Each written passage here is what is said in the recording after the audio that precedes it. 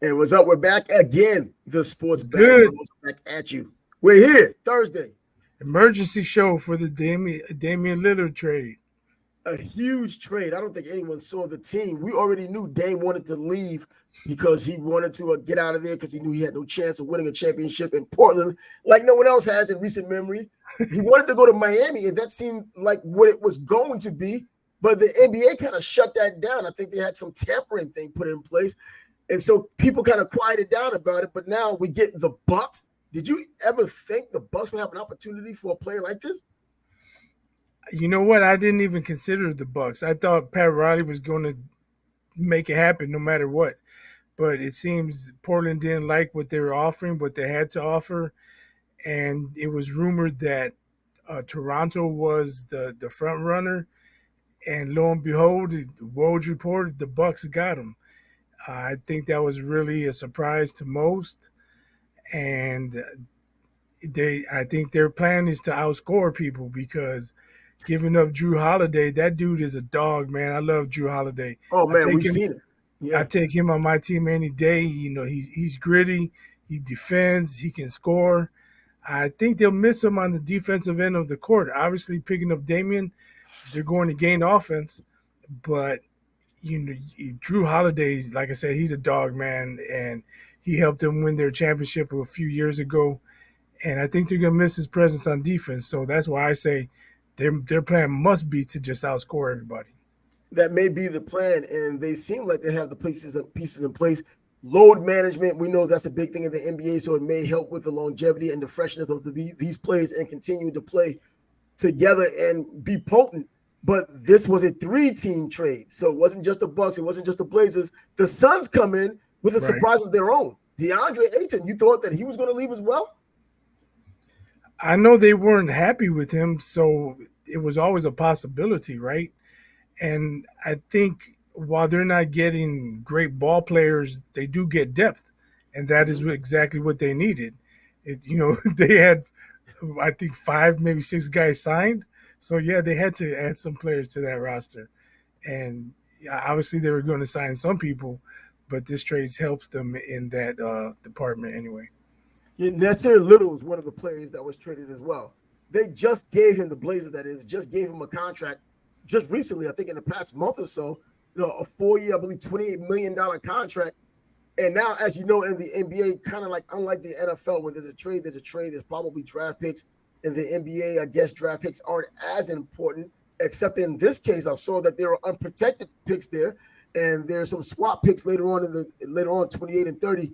And as you may know, as an NBA guy, that rule's in place only because they don't allow consecutive years of first rounders being traded. So that swap year was there. And Right. so, Nason, a young player didn't exactly so far at least live up to his expectations coming to the NBA, but he adds that depth too and still has the potential to do something solid down the line. Right. And they're going to flip Drew Holiday. There's no reason to have him on the roster during the rebuild, right? Unless you want him to mentor your younger players. But uh, I'm sure they can flip him for a couple more draft picks or another young player with potential. It just depends who's going to come with the best package. A lot of teams can use Drew Holiday. Boston, Philly, Miami. Uh, I saw talk of the Lakers. Lakers, they have a lot of depth.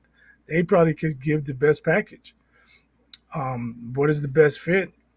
I don't know what the best fit is, but I think he'll fit it on anybody's team. So it doesn't really matter. Yeah, I've been listening to some of these people, different teams and whatnot. People have their Facebook pages or even another YouTube channel, and they're fans of the Suns and fans of all three teams that were involved. But then the Suns talk about what they lost in DeAndre Ayton, and they were kind of upset in the beginning. But it took them some time to relook at Yusuf Nurkic. They Mhm. looked him up, and they kind of really forced themselves to check out his game. And now they're kind of feeling optimistic. They feel he's a better fit for the Suns than DeAndre Ayton was for him. I don't know. I'm not going to act like I watched the Blazers like that. I'm not going to act like I even know how well I know they played one another this past season. But what does that tell you? That one works harder than the other, one's better than the other? Talent-wise, we already know who's better. But is the grind better with Jokic? Nurkic? Well, I think Nurkic will accept his role better than Aiden. If you're Aiden, you think highly of yourself, right? And you Yeah. think you're one of the better players on the team, but you have to defer to Booker. You have to defer to Durant, and now he goes to Portland. Who does he have to defer to? He may have a bust out season. And Kamara, another one, a young player, came from Dayton, transferred to Dayton. It's right after their big season before COVID hit. And, well, he hasn't really done anything in the NBA in terms of putting up big numbers as they were expecting. You get a lot of young players involved here. Dame is the only old dog, but he's also a proven dog. And he's going to the team with another He proven averaged dog. 32 last year. He's not slipping at all. No, he isn't. Exactly. 32, averaging 32. And playing for a sorry team, probably not even motivated half the time. For Milwaukee, getting a motivated Damian Lillard, that's scary for opposing teams, man. Like I said, I think they just plan to outscore people. But the way he closes games, they just have to keep it close. Yeah, keep it close. If they're within 5 points with 4 minutes to go, it's Dame time. And he's going to do his thing, man. It's going to be fun to watch. Yeah, because we were talking about, even in previous shows or even during the playoffs, about Dame going with Jimmy Butler down in Miami, and that you thought that Pat Riley would pull the trigger. And it would have been nice to see both of those guys play, but we know who they're both dogs, man. But like you said, he's the closer. He's the one, if the game is closed, you're going to look at him. Jimmy Butler got an opportunity on several occasions to be a closer, or at least show that he can be a closer. He didn't do that, this past series. Even though he can do it on occasion, just not on occasion. This guy's the closer. He's coming with his back every time, and you're going to get the job closed. The door's going to get shut, and it's going to. If you're in the running for a win, you're likely going to get it. Now he goes with Giannis. Is this the best pick and roll tandem you had since John Stockton and Carmelo? Bro, it's not. I haven't even given the thought of the offense they're going to run, but you mentioned pick and roll. That, man, how do you defend that? You have to, you have to guard Lillard coming off the screen, and you got to defend Giannis rolling to the basket. Man, that's a tough one right there. You know what? Vegas seems to know something or a thing or two. They're right much more than they're wrong. They don't get it right all the time. And then there's been basketball analysts out there, and right now, the Bucks, with this move alone, even with all the losses, you bring in Dame, the Bucks are favored to win a championship, man. We're usually talking about the threesomes that come in and take over. We're talking about these two guys who will be the paramount guys in that team. And automatically, right now, with everybody still talking about Golden State may have another run in them, we already know what's going up there in Boston. But now you have just two guys in their right front center as potentially the champions of the NBA. I know a lot can happen between now and then, injuries and so forth, but God, if Middleton can return anywhere near to what he was before the knee injury, it's another year removed from that. Maybe he gets stronger, maybe gets more mobility and agility. And he only averaged like 15 points a game last year. And that's low for a guy who can fill it up like he can. With Damian, maybe they only need 15 points a game, but there's going to be nights. Middleton can stroke the We've rock. seen that before too. He had Drew Holiday. When one was hot, the other one was pretty cold. Then the other one Middleton was hot. can stroke it, man. So that's a dangerous big three right there. And the reason why they're able to do that, because, Grayson Allen, he hasn't been as effective as he was in the championship season. They moved him out as well. But you can't trust Duke players, man. Huh? You can't trust no Duke players in the NBA. Well, yeah. Going by the history, even Kyrie Irving, one of the hottest Duke players, you can't trust his mentality, let alone his game. His game is hot. Yeah, but I'm saying now. He hardly played, though. He was injured the whole season. So, he wasn't there long enough to get the curse. Yeah, that's probably true, too. He was one and done, still the first pick overall, 6 handles, 6 careers, still going to be a future Hall of Famer. Has himself a championship now to go with it. So, but back to the business at hand, this huge trade, the Bucks looking as well as they are as far on paper, But now we think about it, and we have this show 4 days a week, so we'll probably be able to get into it more so than people who do 1 day a week or 2 days a week.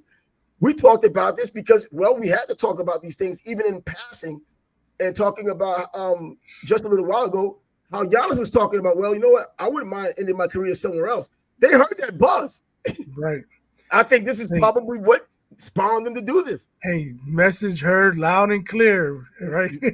He can never claim these guys didn't give him every opportunity to have not only the legacy he has now, but to add to it Right. in a major way, with And ring. you know that whining he did after they got bounced from the playoffs last year, saying, uh, "Do you consider this a failure? Consider that a failure?" I'm sorry, man. You got Damian Lillard on your team. There's no excuses. No excuses. I mean, None. obviously, I don't know what's going to happen, injuries and whatnot. But if everybody healthy, they're they're the favorites right now. I may not consider them the favorites, but Vegas does. Vegas, But yeah. man, just looking ahead, uh, Denver versus the Bucks, that's gonna Man, be, yeah, that's gonna be must see TV. I think I'm seeing I saw how in January the That, Blazers are going to play the Bucks. I don't think anyone really cares about that game. I mean, maybe they will as a nation watching basketball, or even the world watching basketball. A Trailblazers Bucks game isn't necessarily the one I'm sitting back waiting for. But when you're talking about Denver and the Bucks in the regular season and during the playoffs, because you know it's going to come eventually with right. those two. And now, don't you believe with load management, the likelihood of injuries, as always, probably is diminished as well?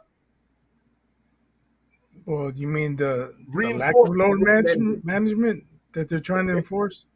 Yeah, Coach is again. gonna find a way around it. Like Coach Pop, he'll probably be the first one. Yeah. Yeah, you guys, you play first 6 minutes. All right, come sit down. You're done for the night. What can they do? Or fake like you wrote an injury or a tightness in your hamstring. Man, this is just something else, and it's in the East. Obviously, the Bucks are in the East. So now, where does this put the renaissance of even the Golden State Warriors? You know, now thinking they have things together. Chris Paul's over there now. Obviously, he's injured. Well, I'm calling him injured. That's a 40th slip. He's not injured, not yet. Not injured yet. He has a history of injury.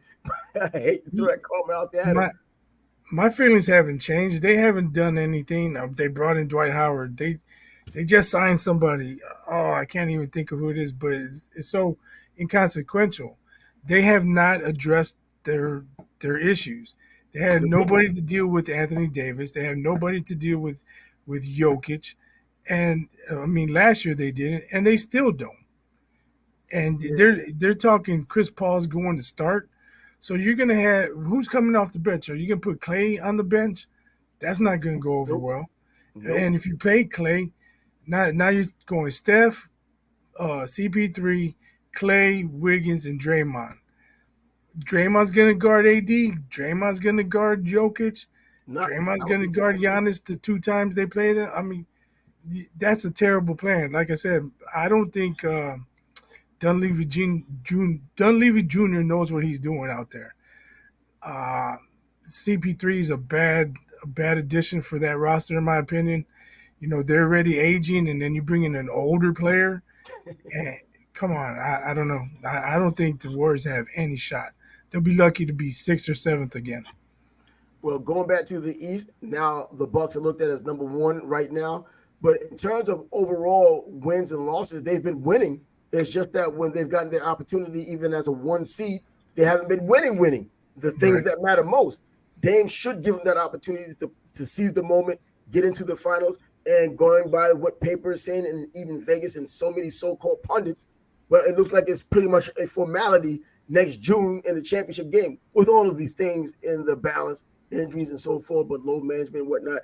But does Yeah. Boston pose any threat now to this new Bucks team? Which team could slow them down if it were going to be a team? Miami and Boston, defensive teams.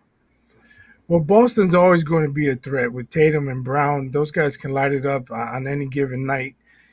But we have to see how Porzingis fits in with that team, right? Yeah, They lose Smart.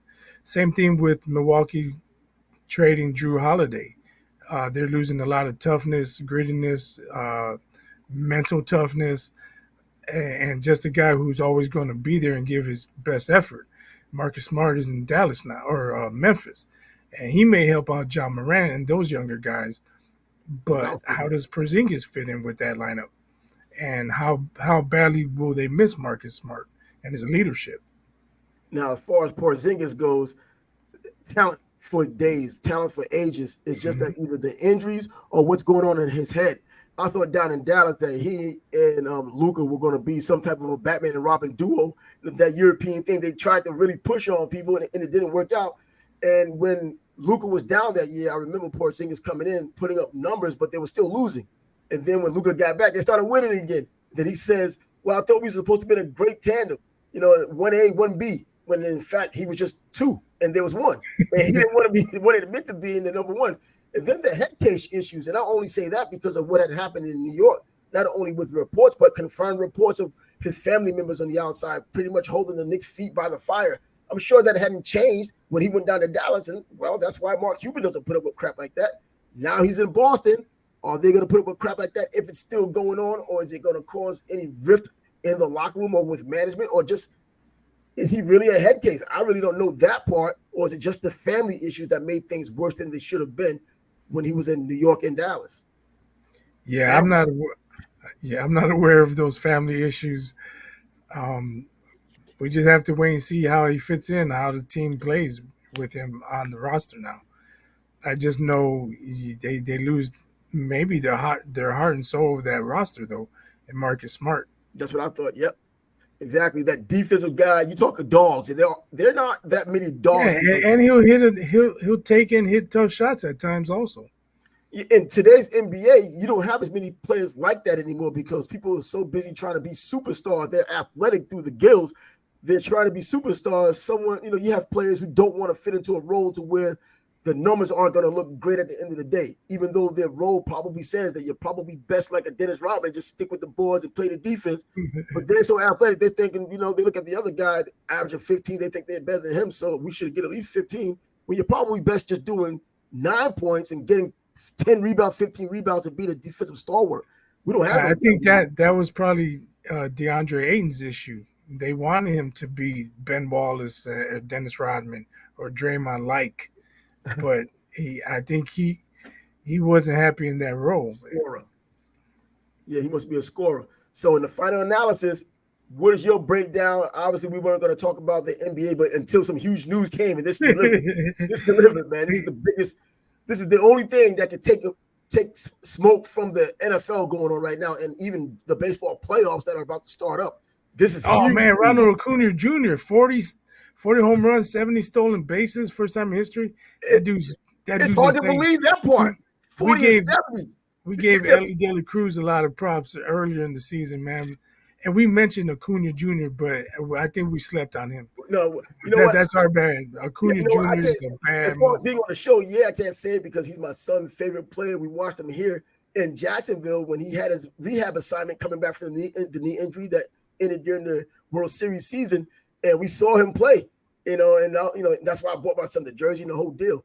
But anyways, but as far as talking about him the way he deserved, man, we were more worried about losing Rice than Ronald Acuna. Well, he was in 400. He was hellfire for the time he was hellfire. It was news. But Acuna all year long has been doing this. And now they said he's the founder of the 40-70 Club. He is the only dude to ever do it. Yeah, right. First and only. We'll see if he's the last, though. If he does it again next year. He's still young enough. He's got quality years ahead of him. He has quality years ahead of him, man. Exciting guy. He's a superstar. He played for the Atlanta Braves. You don't necessarily have to play in a New York market or a Chicago market or even a Philly market or LA market. Atlanta's big enough, and he owns it right now, baseball-wise, and now he's owning baseball. People are afraid of this guy. I think they're more afraid of him than even Aaron Judge. First of all, Acuna's not getting hurt like that. With the injury he had, he came back, bounced back. 2 seasons removed, 40-70. Yeah, and he's going to get his chance to shine on the big stage in the playoffs. But I'm looking at them to win the World Series. Anything less, I would think would be a huge disappointment in Atlanta. Yeah, it would be a disappointment, but I don't know if it would be a failure. You know, baseball, man. All it takes Yeah, is one pitcher to get hot, and you face him 3 times, and you can't hit him. you know what? Mike Scott, keep thinking about that 86 Houston Astros and Mets series. Mike Well, Scott got not split just second Mike Scott. fastball. You know, Pedro with the Red Sox Oh, had some Pedro, bro. dominant years. Trust me, Kevin as a Brown Yankee got fan, I did not want to see him, bro. I did Ke- not want to see him.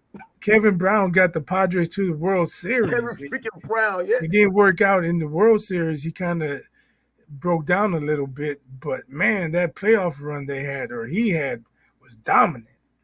And Clayton Kershaw in the regular season as opposed to the playoffs, but he finally got over that playoff hump. That was over championship. I was Hall of about Fame to say, honor. I don't know about him in the playoffs, man. Yeah, but now now he now has the ring to prove that he doesn't choke all the time. He isn't just a Mr. May as they used to call Dave Winfield when he was playing with the Yankees.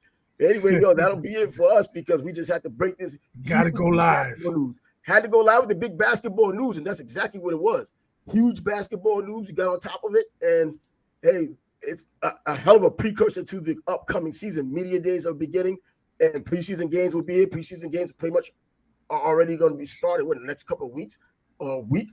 And so October will be here next week. And before you know it, all the basketball will start. And it's probably going to be a bigger deal even before Christmas now that this move has been made.